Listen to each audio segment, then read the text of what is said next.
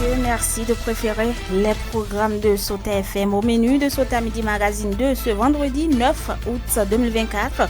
Suite à leur doléance, ils sont nombreux, ces commerçants de Malanville à enfin récupérer leurs marchandises saisies par la douane depuis plusieurs semaines, mais ceci avec des sentiments de mécontentement et pour cause, la taxe exigée par sac de maïs et l'état décourageant de ces céréales qui ont presque pourri. Vous suivrez leur cri de cœur dans ce journal. Pendant ce temps, le corps sans vie d'un garçon moins de 5 ans a été retrouvé hier au quartier Tacitedi, non loin de l'arrondissement central de Malanville. Mort par noyade, ce petit garçon a été retrouvé par ses parents après plusieurs heures de recherche. Et suite à ce drame, que faire pour prévenir d'éventuels cas? Le chef du quartier Banizoumou sera avec nous pour plus de précisions. Et dans le reste du temps, on parlera de l'atelier de coproduction des journalistes tenu à Dassa du 6 au 8 août 2024, une activité du projet d'appui au développement du maraîchage au Bénin, PADMAR. Bonjour et bienvenue à tous. Sota Midi Magazine, le point de l'actualité de la journée sur ta radio. Sota FM, c'est maintenant et tout de suite. Le projet d'appui au développement du maraîchage au Bénin, PADMAR Extension, a organisé un atelier de coproduction d'émissions à Dassazoumé. Les travaux ont réuni 26 journalistes et responsables des radios partenaires du projet du mardi 6 au jeudi 8 août 2024. Je vous invite à suivre pour plus de précisions le reportage signé Moussa Kassim de la radio Solidarité FM de Djougou. Le projet d'appui au développement du maraîchage au Bénin, PADMAR, a connu une extension après 7 ans de mise en œuvre. Il est donc important d'informer et de sensibiliser les bénéficiaires autour des objectifs et activités du projet. C'est ce qui justifie la tenue de cet atelier. Ismaël Chabi, responsable gestion des savoirs et de la communication au niveau du programme cadre des interventions du FIDA en milieu rural au Bénin, PROCAR. Le PADMAR Extension, c'est le projet qui a donc relayé le PADMAR qui est clôturé. Il s'agit pour nous aujourd'hui de présenter les objectifs, les composantes, la zone d'intervention de ce projet-là à tous les radios partenaires de PADMAR Extension et donc du PROCAR, afin que, à travers les émissions qui seront diffusées, que les cibles puissent comprendre ce que c'est que le PADMAR Extension. En raison des résultats encourageants obtenus lors de la première phase, le projet a connu une extension vers d'autres zones du Bénin. Et le PADMAR Extension ambitionne grand. C'est ce qui ressort de la communication présentée par Askandariru Kora Gunu Ngobi, responsable environnement et climat au niveau du PROCAR. L'ambition à ce niveau, c'est d'avoir au moins 30 unités moyennes de transformation de produits maraîchers à l'échelle nationale. Il faut appuyer le maillon commercialisation aussi en mettant en place des clusters maraîchers où les producteurs sont déjà en relation avec des commerçants pour que tout ce qui sort des sites ne soit plus un problème en termes de commercialisation. Mais également, on aura des magasins de 200 tonnes et des magasins de 1200 tonnes qui seront mis en place. Tout ça pour pouvoir permettre la conservation de l'oignon. L'un des objectifs encore de PADMAR Extension, c'est d'aller vers la mise en place d'une interprofession pour la filière maraîchage. L'un des acquis que le PADMAR Extension veut préserver est la végétalisation des sites maraîchers. Une communication a d'ailleurs été consacrée à la question. Apollinaire Alinemou, personne ressource de la FENOMA, Fédération nationale des organisations des maraîchers. Les producteurs maraîchers, dans leurs actions de production, procèdent à une destruction de ce couvert végétal et il est très nécessaire que cela soit compensé. C'est la raison pour laquelle le projet PADMAR a initié des actions allant dans ce sens pour le reboisement de ces espaces cultivés. C'est un reboisement associé aux cultures. Ces cultures ont des caractéristiques données pour leur développement. Il faut comprendre que les espèces qui seront reboisées seront des espèces sélectionnées pour s'adapter aux cultures de ces espaces. Il faut dire qu'au cours de cet atelier, 9 émissions de 26 minutes chacune ont été réalisées en français, en fon et en bariba et 9 microprogrammes ont été rédigés par les participants. Retour ici à Malanville, je voulais annoncer dans les titres à la suite des doléances des commerçants de la commune de Malanville lors de la tournée de reddition de comptes au niveau des arrondissements au sujet de leurs marchandises saisies par la douane à Malanville. Les autorités compétentes ont enfin réagi. La situation est donc décantée, mais ceci sur fond de mécontentement dans le rang de plusieurs propriétaires de marchandises saisies par la douane. Selon nos informations, une taxe de 10 000 francs est perçue sur chaque sac de maïs, une chose décriée par les concernés étant donné que plusieurs sacs de maïs ne sont plus en état de consommation. Je vous invite à suivre le témoignage d'un commerçant rencontré ici à Malanville qui a pu récupérer ses 302 sacs de maïs. Depuis notre existence sur Terre, nous n'avons jamais vu une telle situation désastreuse. Nos marchandises n'étaient pas en partance pour le Niger. Ce sont des sacs de maïs convoyés pour nos magasins de vente au marché de Malanville. Et la douane a saisi. N'eût été la descente des membres du gouvernement, nos marchandises seraient encore à la douane de Malanville. Après l'intervention des autorités ministérielles, les douaniers ont invité 2 responsables des commerçants. Lors des échanges, on a proposé de payer 3 000 par sac de maïs. Mais maintenant, ils nous ont exigé 10 000 et plus par sac. Mais j'ai payé 3 180 000 francs avant de récupérer mes 302 sacs de maïs. À l'arrivée, plusieurs sacs de maïs sont pourris et ne peuvent servir à rien. C'est ça qu'on appelle escroquerie.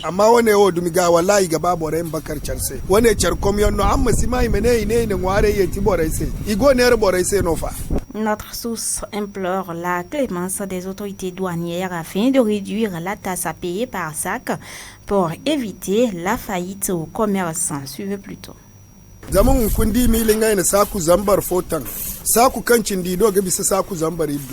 Faites un tour au niveau de leur base. Il y a encore des milliers de sacs de maïs qui sont encore au niveau de la douane de Malanville. Nous demandons juste pitié des pauvres commerçants que nous sommes. Nous implorons la clémence des autorités douanières pour revoir la caution à payer, étant donné que nous payons sans reçu ni quittance. Tout ce qui arrive a une fin. On ne peut que s'en remettre au Tout-Puissant. Aujourd'hui, le maïs est vendu à 30 000 au marché de Malanville, alors que nous avons acheté à 25 000 et on a payé 11 000 francs à la douane avant de récupérer les sacs. Ça fait déjà 36 000. À combien on pourra vendre et ne pas faire faillite? Alors, nous demandons aux autorités compétentes de réagir.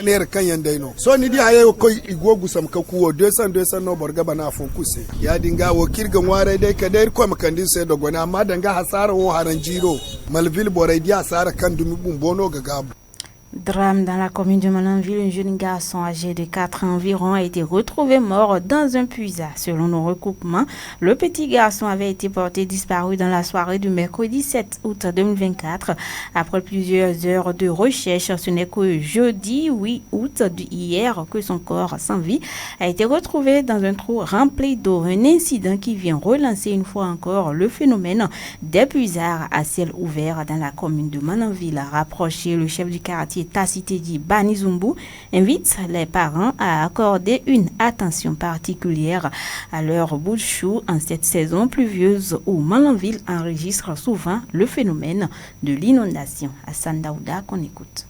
Comme conseil à tous les parents de la ville de Malanville de faire beaucoup attention, de suivre leurs enfants au temps de pluie là. Parce qu'aujourd'hui, il faut voir s'il pleut. Ils laissent les enfants sont en train de promener dans l'eau. De deux, les puisards qui sont dans leur maison ou bien derrière leur maison, ils laissent les puisards ouvertes. Lorsque les enfants courent dans l'eau là, l'eau remplit le puisard et les enfants ne savent pas si la puisard là, ils tombent dans les puisards. Et c'est très grave pour nous dans Malanville. Dans mon quartier même, ça ne fait pas à peine 2 mois que un enfant est tombé dans un puisard. Il est décédé. Encore, je peux dire le 6, 7 encore, ou tout là encore, la même chose, un enfant tombe dans le puisard de 14 heures jusqu'à le 8 qu'on a retrouvé l'enfant dans le puisard. Alors qu'on cherchait l'enfant dans la ville alors que l'enfant est dans le puisard. Donc c'est pour cela, je fais un appel à tous les parents de faire beaucoup attention avec les puisards qui sont ouvertes derrière leur maison.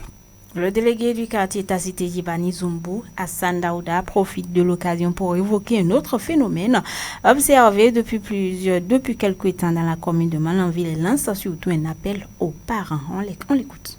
Dans mon avis, je ne vois pas aucun jour qu'on n'a pas ramassé un enfant. Ramasser un enfant là, c'est ça que nous ne comprenons pas. Tu vois l'enfant dans un quartier, tu le prends, tu l'amènes à Galiel. Toi, tu dis que tu as ramassé l'enfant, tu as vu l'enfant en train de pleurer. Est-ce que c'est toi qui as fait perdre l'enfant ou bien c'est l'enfant qui s'est perdu maintenant? Et à part ça là encore, tu prends l'enfant, vaut mieux de l'amener sur le chef quartier, tu vas garder l'enfant pour dire que tu attends d'abord s'ils ont gongonné ou si on demande. Parce que tu as appris que si tu as ramassé un enfant, c'est 5 millions d'euros avant de prendre un. Moi, je le dis et je le répète. J'ai pas vu un délégué qui l'a amené un enfant chez lui, qui a dit d'amener l'argent avant de prendre l'enfant. Je fais un appel encore aux parents. Si ton enfant, tu n'as pas vu ton enfant, dans 30 minutes déjà là, il faut contacter les délégués. C'est pas que vous allez vous suivre dans la rue, se promener pour dire que vous êtes en train de chercher votre enfant. C'est pas un argent qui est perdu. Un enfant là, si tu ne l'as pas vu depuis, dans 30 minutes là, c'est dans la main de quelqu'un. Toi aussi qui trouves ça là, amène-lui chez le chef quartier. Je fais un appel encore à la mairie de faire la sensibilisation de plus pour que si les gens trouvent les enfants comme ça, de les amener chez les chefs quartiers. Autre information, dans cette édition, les cas de cambriolage dans la commune ont-ils repris? En tout cas, tout porte à le croire.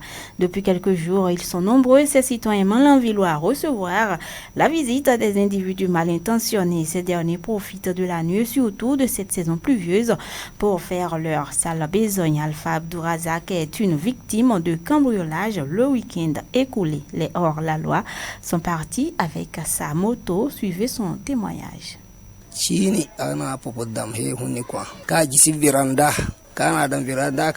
Je dormais dans ma chambre.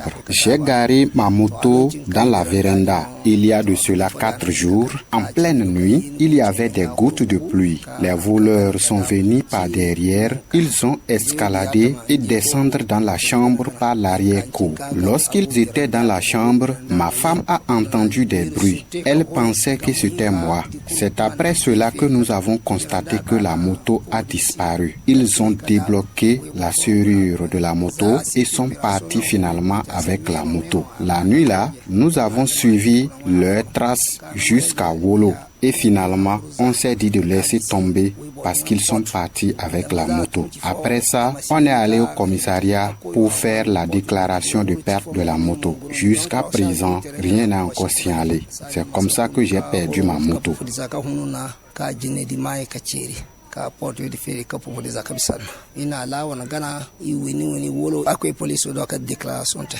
Pour ce dernier, la présence du commissaire Zeni, récemment affecté avec origine assez de choses à Malanville, c'est pourquoi Razak Abdou Alpha invite le commissaire en train et ses éléments à faire également pareil pour garantir la sécurité des biens et des personnes dans la commune de Malanville. On l'écoute. Commissaire kabisa ananya hina kuruka hima mate wala anate ikwe anaga igo ngware iteji wa mokaka si amatunukache. Ils ont affecté le commissaire de Malanville. Je lance cet appel à l'endroit du nouveau commissaire de faire beaucoup d'efforts. Sinon, les efforts du commissaire sortant seront vains. Il doit attacher les ceintures parce que les voleurs là sont trop. Je connais aussi d'autres cas de vol ici à Malanville en dehors de moi. C'est pourquoi j'invite le nouveau commissaire de faire en sorte que ça change. Je prie Dieu aussi pour ces voleurs, que Dieu les épargne de ce travail parce que c'est pas un travail.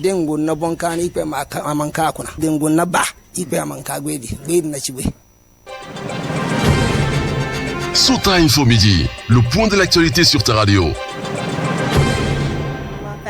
Religion à présent, le port du hijab fait partie des prescriptions islamiques, raison pour laquelle elles sont nombreuses ces femmes musulmanes qui s'adonnent à cette pratique. Cette pratique est source de plusieurs cas d'accidents pendant ce temps enregistrés dans la commune de Malanville. Et quelle appréciation font donc les citoyens du port du hijab? Nous avons recueilli pour vous la réaction de quelques-uns. Suivez plutôt. Moi, personnellement, hijab, c'est bon et ce n'est pas bon. C'est bon parce que ça nous protège, nous les femmes mariées. J'ai appris qu'hier, il y a une femme qui est décédée à cause de hijab.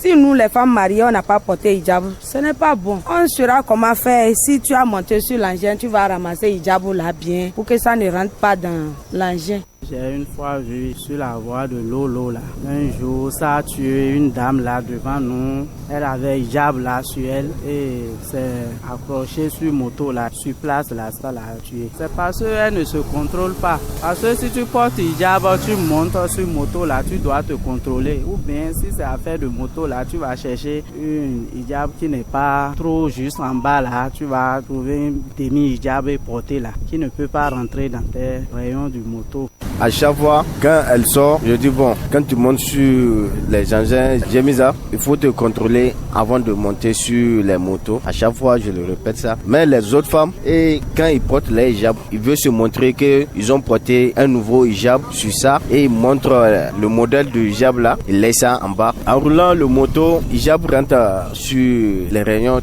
Quelle est l'importance du port du hijab pour les femmes musulmanes? À cette préoccupation, un islamologue ici à Malanville répond. Il a pour nom Ibrahim Adam. Hijab en ce qui concerne la femme musulmane, c'est une recommandation du Saint-Coran par notre Créateur, Dieu le Tout-Puissant. Il dit يا أيها النبي كل أزواجك وبناتك ونساء المؤمنين يدنين عليهن من جلابيبهن. Dieu a fait un appel vers le prophète sallallahu alayhi wa sallam d'appeler toute la communauté musulmane de porter le hijab. Faut pas qu'elle sorte sans hijab. Dans ce verset, en bref, ça oblige les femmes musulmanes de toutes sortes à ce que ne doivent pas sortir sans qu'elles ne portent pas leur hijab. Ça fait aussi partie des signes qui fait la différence entre les femmes musulmanes et les non-musulmanes. Le vrai sens même de port de hijab, c'est de te respecter, c'est de respecter aussi à la recommandation de ton créateur et prendre soin, surtout, et prendre soin de ta sécurité personnelle. Vu que le port du hijab crée des accidents parfois mortels, l'islamologue rencontré prodigue les conseils que voici pour éviter d'éventuels cas d'incidents. Ibrahim Adam, qu'on écoute. En ce qui concerne les dégâts dus avec les ports de hijab avec nos femmes musulmanes ou bien nos filles musulmanes, il y a le non-respect dans ce port de hijab. Parce que si certainement la femme connaît la valeur et telle que l'islam a recommandé de porter le hijab, l'islam a dit de prendre soin à n'importe moment, à n'importe où avec ton habillement hijab là, parce que c'est ça qui est ta responsabilité. C'est des contraintes qui nous amènent à prendre des motos, des tricycles. Mais quand la contrainte nous amène à prendre des motos ou bien des tricycles, prenons soin surtout de nos hijabs. Faut pas que ces raisons-là seront des raisons pour dire que comme ça crée au dégâts, nous n'allons pas le porter. Or, c'est une recommandation par notre créateur. Donc, qu'est-ce que je veux dire par là? Quand tu as porté tes hijabs, une fois tu veux monter sur une moto, assure-toi que je me suis protégé. Mon hijab n'est pas en train de trimballer. Ma robe que j'ai portée, l'autre côté n'est pas en train de trimballer vers les roues ou bien les rayons et consorts. C'est ainsi aussi, quand elles vont prendre les tricycles et consorts là, il faut qu'elles s'assurent que elles se sont protégées comme il le faut. Hors de nos frontières, à présent, David Labo, bonjour. Pierrette Apovo, bonjour. Le Mali rompt les relations avec l'Ukraine. Justement, Pierrette Apovo, le Mali et le Niger ont annoncé la rupture de leurs relations diplomatiques avec l'Ukraine en lui reprochant un soutien à des groupes terroristes après une lourde défaite de l'armée malienne fin juillet lors du combat avec des séparatistes et des djihadistes. Ces derniers ont affirmé avoir tué des dizaines de membres du groupe paramilitaire russe et des soldats maliens lors du combat à Tenzawaten dans l'extrême nord-est du pays. Un responsable du renseignement militaire ukrainien avait sous-entendu que le Kiev avait fourni des informations aux rebelles pour qu'ils puissent mener leur attaque. Au Tchad, David Labo, vous nous parlez de l'indignation des journalistes après l'arrestation du rédacteur en chef de Tchad Info. Justement, Pierrette Apovo, pour finir, au Tchad, les organisations des journalistes affirment leur indignation depuis l'arrestation ce mercredi 7 août d'Oumar Ali Badour, journaliste à l'agence tchadienne de presse et d'édition, par ailleurs rédacteur en chef du site Tchad Info.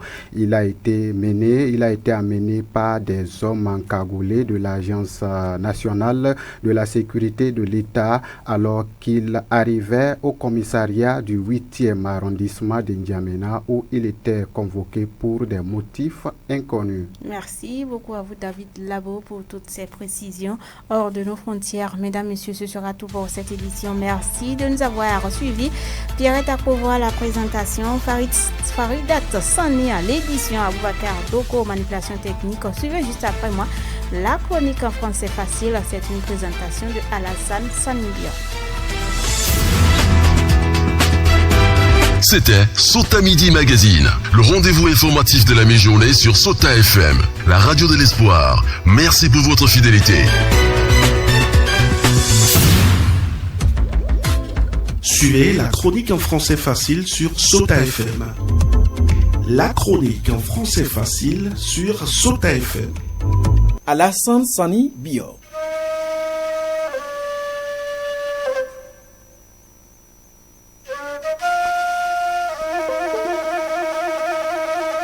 Les enfants talibés ou la mendicité forcée. La pratique a droit de citer à Malanville comme dans certaines villes du Bénin. Des mineurs confiés à des maîtres coraniques pour l'éducation religieuse. C'est une bonne initiative. Seulement que les mesures adéquates n'accompagnent pas cette initiative. Les parents placent leurs enfants et les laissent à leur propre charge. Parce qu'ils vivent chez le maître coranique qui ne peut pas les nourrir. Ils sont contraints à la mendicité. Chaque matin, midi et soir, ils vont commander pour trouver de quoi vivre. Ce sont eux qu'on retrouve dans les coins de vente de mets. Ils passent de rue en rue et de maison en maison. On voit des mineurs de moins de 10 ans parfois. Ça fait pitié. On est tenté de se demander ce qui pourrait motiver ses parents à vouloir pérenniser cette pratique. Je ne pense pas que ça soit une obligation en islam. Cette religion de paix ne va pas exiger la souffrance des mineurs dans le processus d'acquisition de savoir. C'est certainement pour cela que des écoles religieuses existent aujourd'hui. À Malanville ici, il y en a beaucoup. Les dites écoles peuvent consommer ces enfants. On parlera peut-être de manque de moyens, mais ce n'est pas une raison valable. Il y a aussi des séances d'études coraniques dans des mosquées. Et ça, c'est dans tous les quartiers.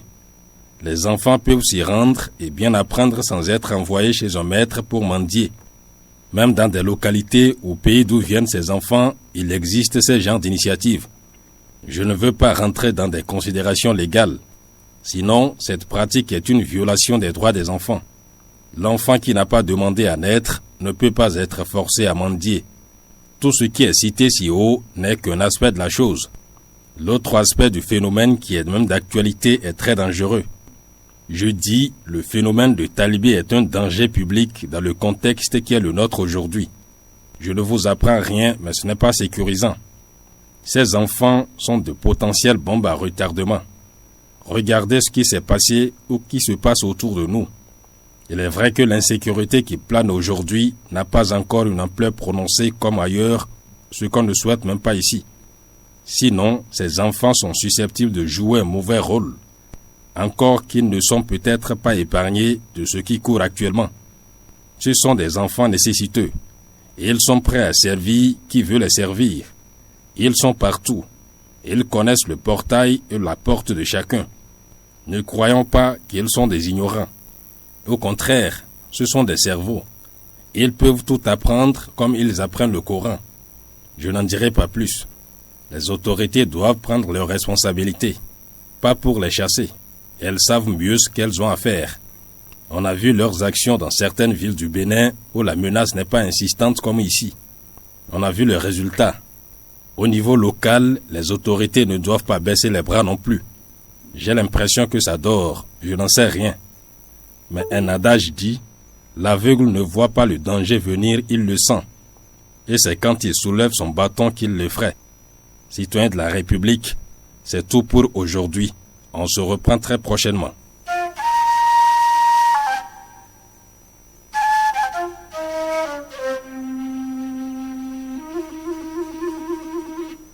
C'était la chronique en français facile sur Sota FM.